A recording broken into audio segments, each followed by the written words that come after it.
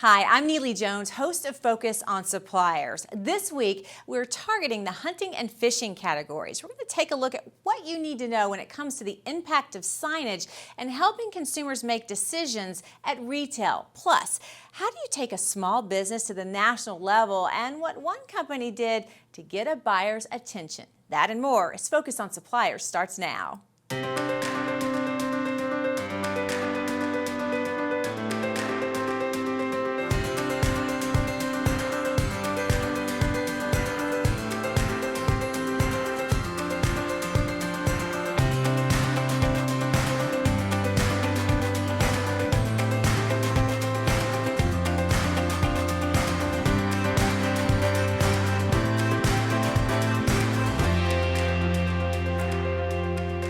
Focus on Suppliers is presented by 8th and Walton, the premier destination for supplier development, and sponsored in part by Dun & Bradstreet, the leading provider of credit and credibility solutions for businesses.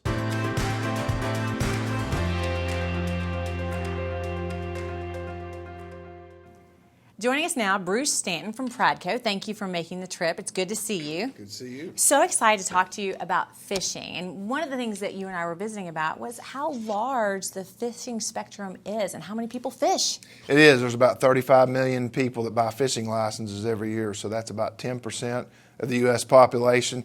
And we know that number is a little larger because there's a lot of retired people and people under the age of 16 who don't buy licenses, and there's probably some illegal participants too.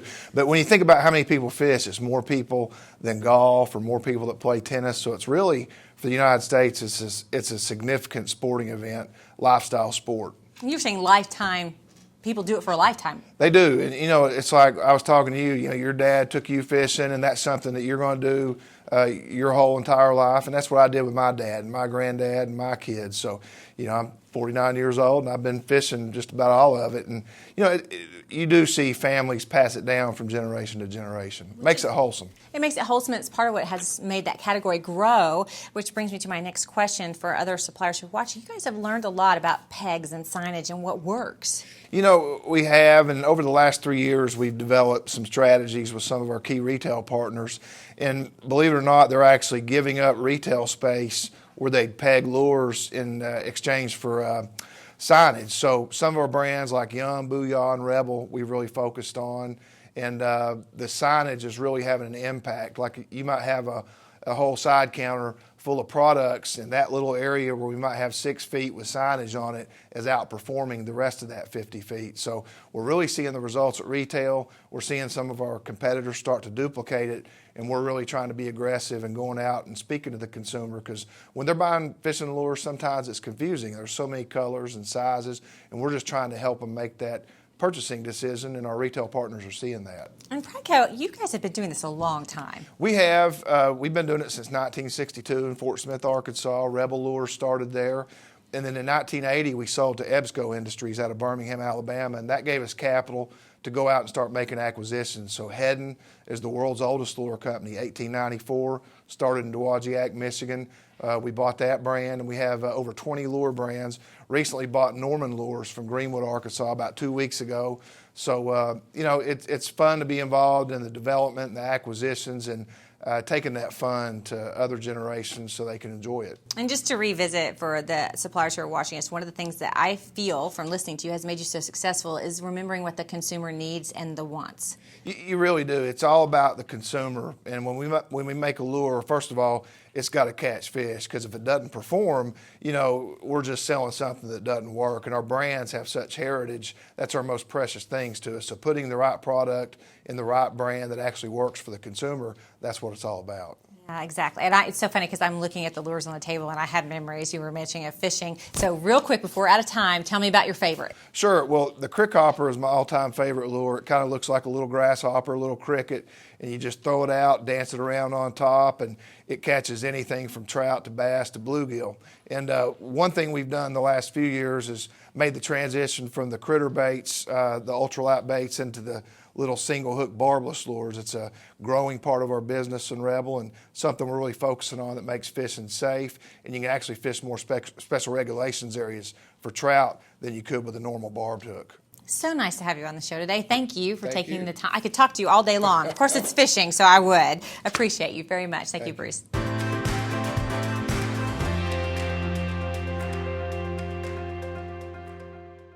Welcome back. With us today, we have Nate Gaudioso, and we also have David Leon. You guys are with us to talk about defishing soap. Thank you for being here. Of course. Let's Thanks for having us. dive right in. This all started with a Craigslist ad.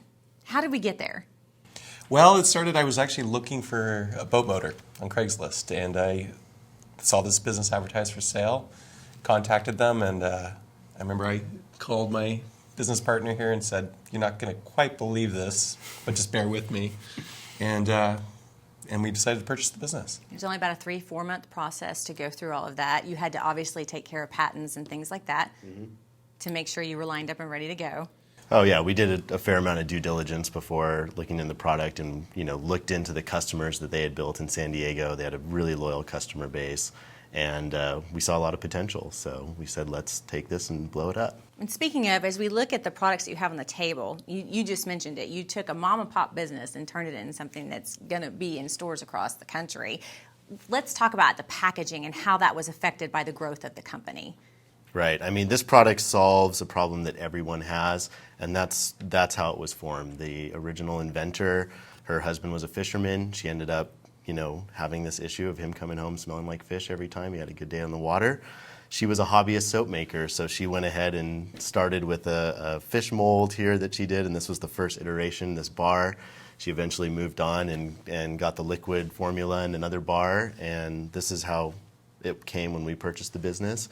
And when it was ready for prime time, we moved on to this new design that you see in front of you. Which is more clear and concise packaging, so easier for the consumer and probably allows for some better shelf space. Absolutely. Yeah, definitely. We wanted to modernize the brand and put something out there. This is a new category, so we really needed to educate the people and catch their eye. Okay, we're going to come back in a few minutes because there's a great story about how they got their product on store shelves, but it requires a little participation, so let's do this.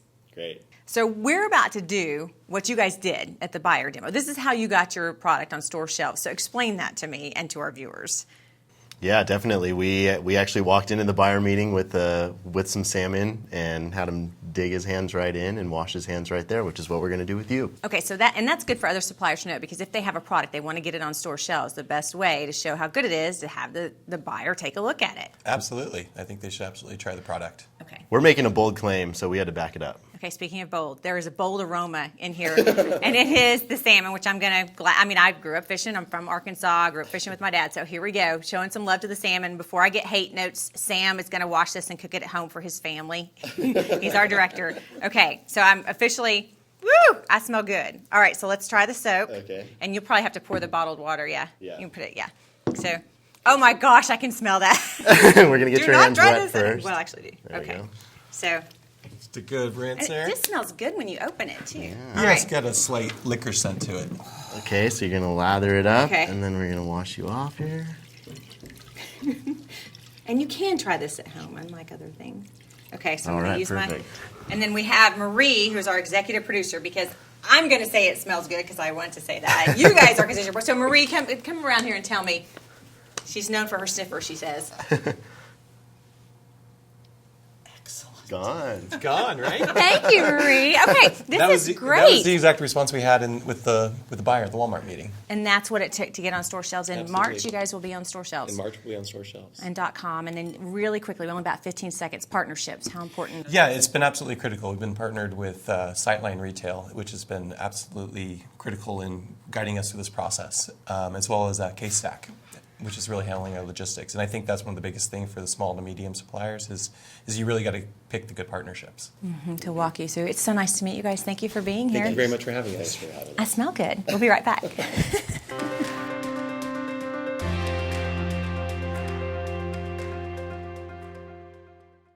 Hi, my name's Henry Ho, and this is Renee Brandon with Field Agent. Renee, there's a perception out there that it's really hard to buy gifts from men and that they don't really know what they want. What's the cause of that? Well, we did a study on this. We interviewed women and men separately, and we found out that a lot of that perception comes from women, that 3/4 of women said that men are difficult to buy for at the holidays. What do men think? Well, when we talked to men separately from women, we found that they were actually happy with the gifts that they're getting from their families. Most of them agree that their families are giving them gifts that they like. They overwhelmingly agree that most of the time they're getting the gifts they really want. So what do men really want for Christmas? Well, we asked them, and 8 out of the top 10 things were electronics, things like laptop computers, smartphones, smartwatches, and all kinds of other electronics. And also 2 other items, apparel and automotive accessories, ended up in the top 10. But interestingly, sportsmen and hunters are looking for that sporting and hunting equipment for the holidays. They're expecting to get that. With the Christmas season being so important, what are the implications of all of this for manufacturers and retailers? Well, women still need some reassurance that they're making a good gift choice for men. They still don't feel that confidence. So those in-store displays, gift ideas will help them feel like they're making a good choice. I get a feeling it's going to be a really good Christmas season. So if there's anything we can do to help you with your business, let us know. Be sure to like 8th and Walton on Facebook. Mach 1 Financial Group has moved to Bentonville. Now we're easier to find and even better equipped to assist you with your financial needs. Visit us at our new location, 408 North Walton Boulevard, and check out our state-of-the-art Lunch and Learn conference room. At IRI, we bring together the richest sales, consumer, media, and social data to ignite growth for suppliers and retailers around the world. Contact us to learn more. IRI is growth delivered. Maria Fairchild with Lindsay & Associates has the experience and expertise to work with executive and international relocations effectively and stress-free. Request Maria Fairchild when transferring and hiring new associates. Bentonville Plaza, across the street from the Walmart home office. The best office location offers proximity and services like no other business complex in the area. Call 479-200-1112 today. Does accounting confusion give you heartburn? Take 2 aspirin and call us in the morning. 8th and Walton for a needs assessment, custom training in a confidential setting, and classes online and in person. Call 8th and Walton 479-715-6700 and feel better fast.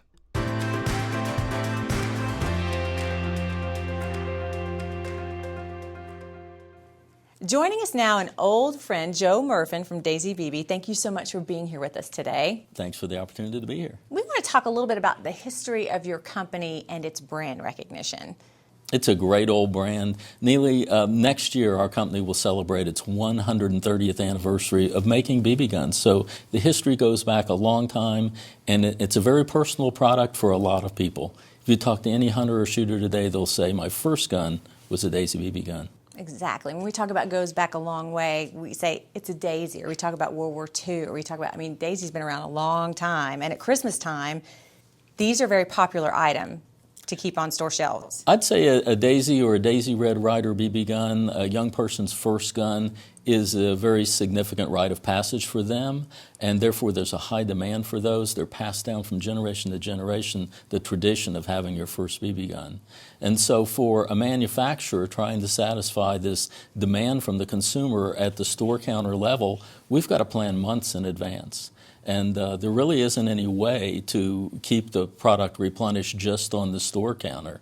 So oftentimes a retailer will build a seasonal display, a 4x4 or an end cap, and certainly just anticipate the demand for the Christmas season. You just have to be prepared, is what any supplier could relate to, correct? Yes. So let's talk about some of the trends that you're seeing. Obviously, the pink BB gun, I remember sitting down talking with you about that years ago. You guys are adjusting to different users or consumers, should we say. Well, the growth in the market of female shooters is something to be reckoned with and to be recognized by a retailer and by suppliers like us. And we recognized years ago that little girls don't necessarily want a Red Ryder. Some of them want a pink carbine. And so we make a Western-style carbine, action gun, lever action, spring gun, that's very similar to the Red Ryder, but we make it in pink. It's funny, you keep mentioning the Red Ryder. We are right around the holidays. A lot of people may not realize, they may just watch the movie, but the Red Ryder BB gun is your gun.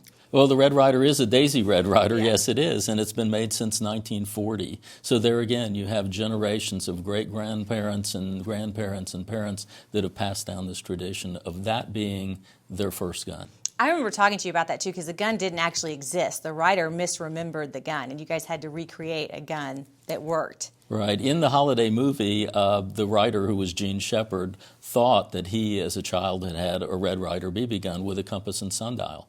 The Red Ryder never had those features, but when the movie came out in 1983, Daisy made the Red Ryder with the compass and sundial for the first time. So obviously, just to revisit as we close here, with an item like this, with this much history, that's this popular, you guys have gotten used to planning ahead. So for new suppliers working with large retailers, they really need to do that when it comes to production in the holidays. Definitely. Working ahead, planning ahead, sitting down with buyers. Whether it's a small retailer or the world's largest retailer, working and planning ahead is key to be ready for the promotional period with a top-selling item like the Daisy Red Ryder. Joe, thank you so much for your time. Always a pleasure to see you. It's always good to see you too, Neile. We'll be right back.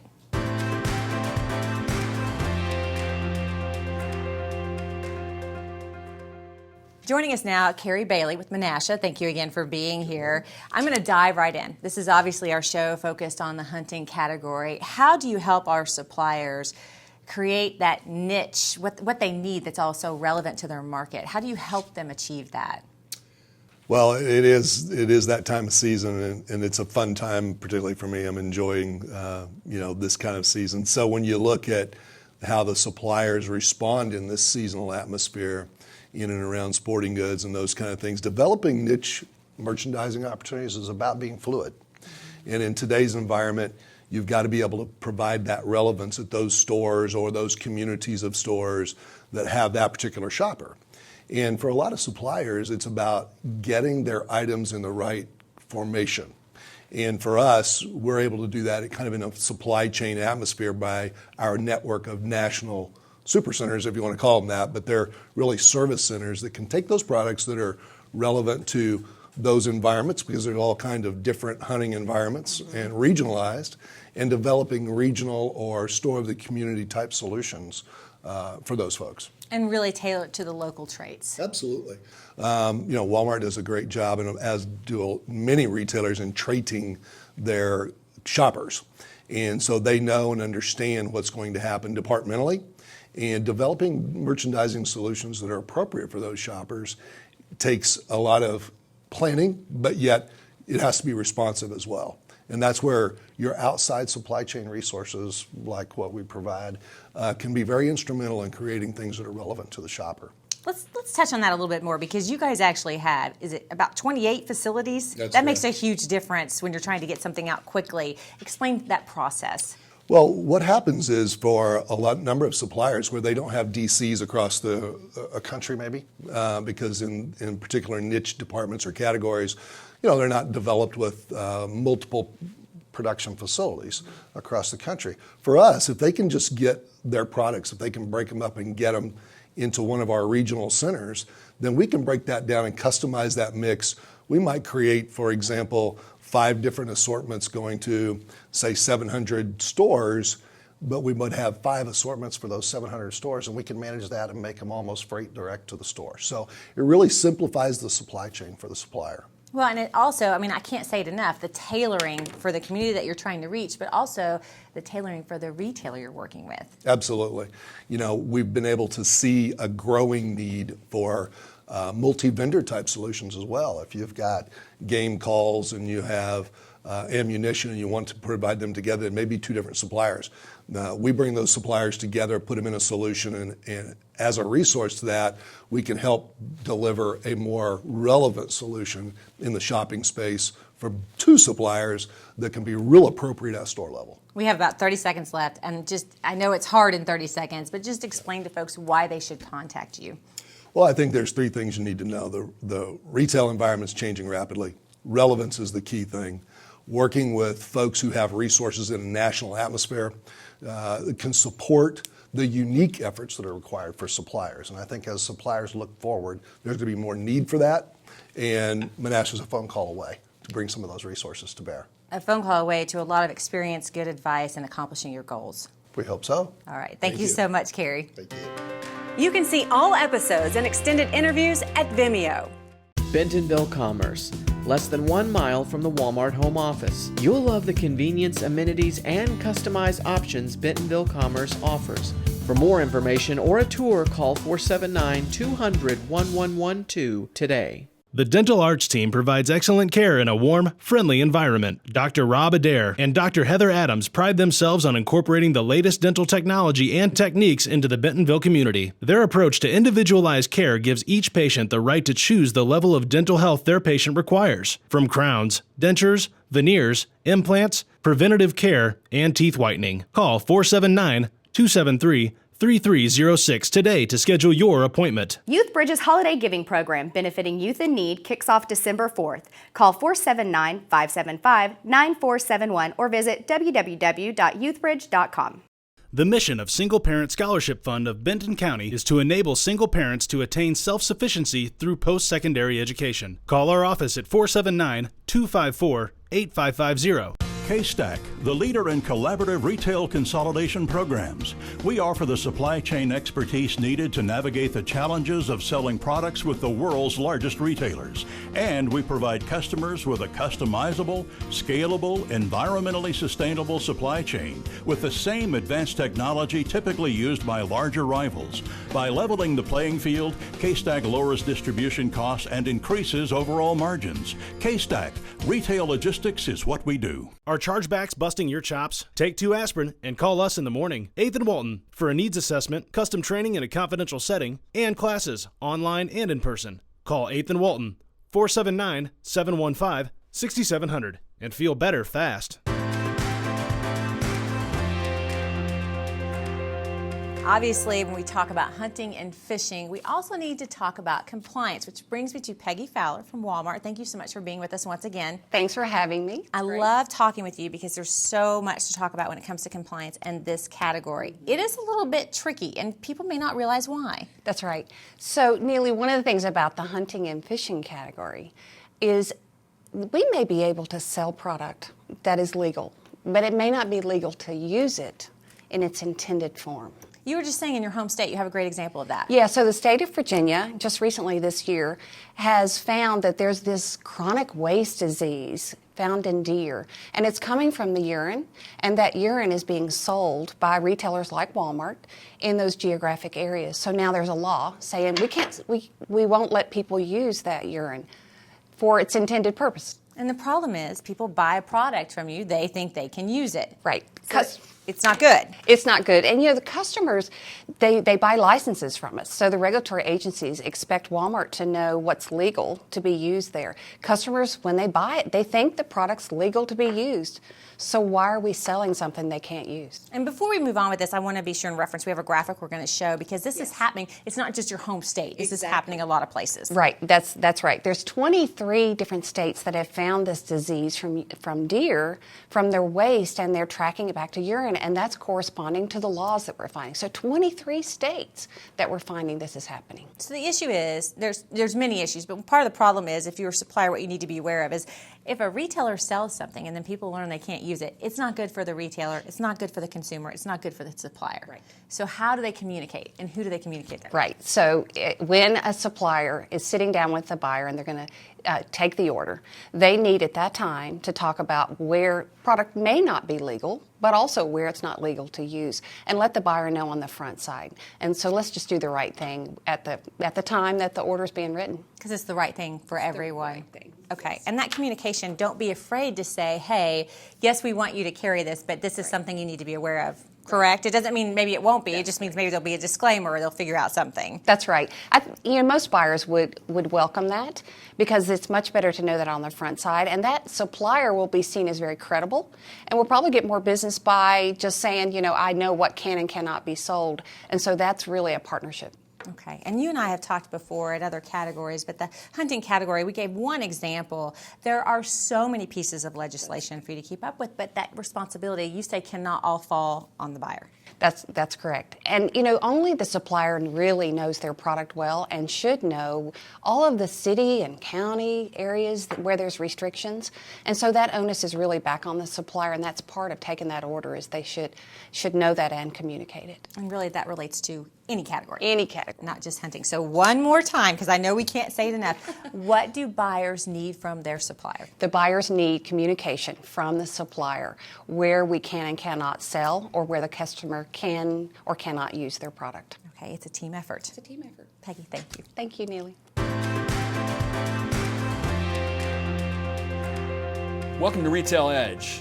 This week we're lucky enough to have two of the sort of pioneers in the startup community in the area. We've got Scott Andrews from Hayseed Ventures, a venture studio, and one of the portfolio companies led by Trey Anson and the Piltdown Outdoor Company. Tell us how you got involved with Piltdown, Scott. Well, I was actually at a craft fair in Springdale with my girlfriend, and it's what I love to do on Saturday. But I saw Trey, and he was with the rest of the guys from Piltdown, and I saw their bags, and I thought they were really cool, and they kind of fit with our model at Hayseed, and introduced myself, and we kind of took it from there.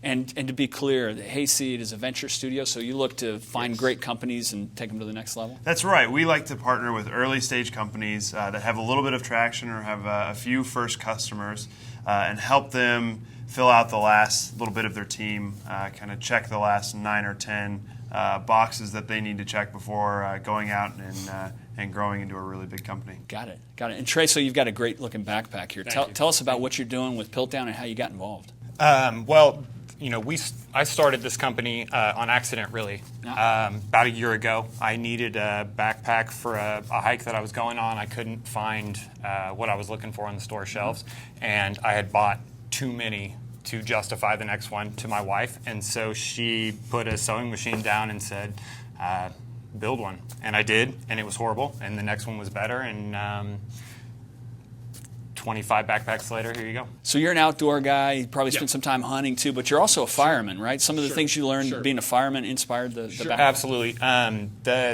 The level of gear that you need to do that is a lot higher than what's available in the retail market. So we took a bunch of those traits of that gear and put them into a more standard, everyday, everybody bag.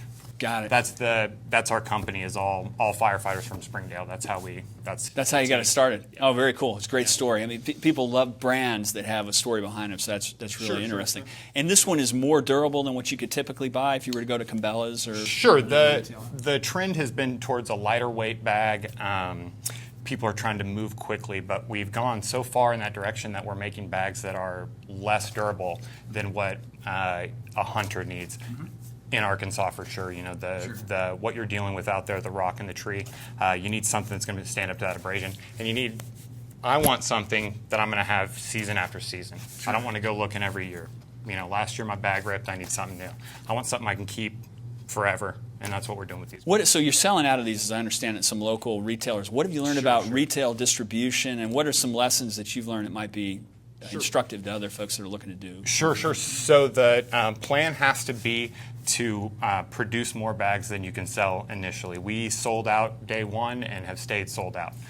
So what we've been doing, which sounds like a great problem for the first month, but after that, the keeping up with production, we needed to be prepared for that from the beginning, and so that's where we're at.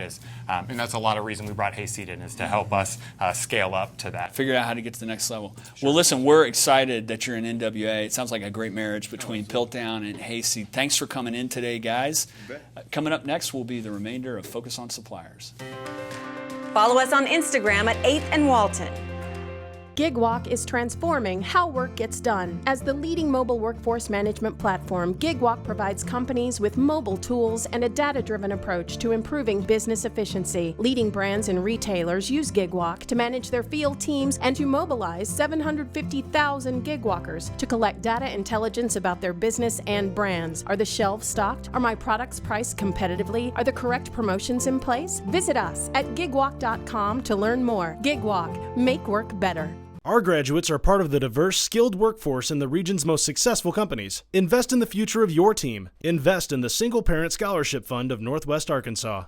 Are e-commerce requirements getting under your skin? Take 2 aspirin and call us in the morning. 8th and Walton for a needs assessment, custom training in a confidential setting, and classes, online and in person. Call 8th and Walton, 479-715-6700, and feel better fast. That does it for this week. Next week, we're going to take a look at the top 8 stories in retail from 2015 and what the experts say you need to know from the headlines. Our guests enjoy staying at the 21C Museum Hotel and hosting dinner, meetings, and product launches there.